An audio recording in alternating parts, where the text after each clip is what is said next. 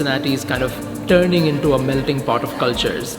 And I think this is just a fantastic step forward. It brings Eastern and Western thought together. I was really astonished by the amount of energy it generates. It's a very diverse group of people.